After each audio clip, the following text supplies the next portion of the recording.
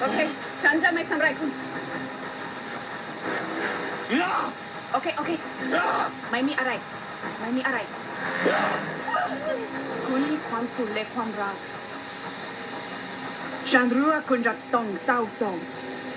และคุณต้องอยู่คนเดียว ผู้หญิงเหล่านี้ต้องเจ็บป่วยนี่คือสิ่งที่ไม่มีศักดิ์ศรีเขาต้องไล่ไม่ต้องการให้คุณเสียสละพวกเขาต้องการให้คุณหยุดขาดคุณต้องหยุดเดี๋ยวนี้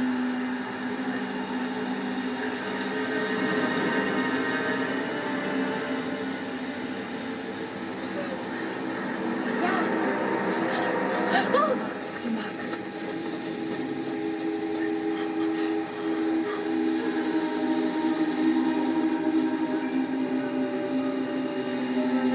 ไม่มีแท็กซี่ที่ยอมแพ้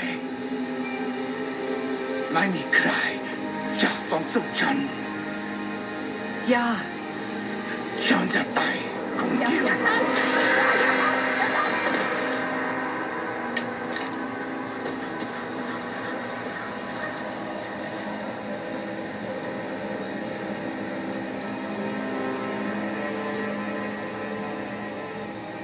He was all alone.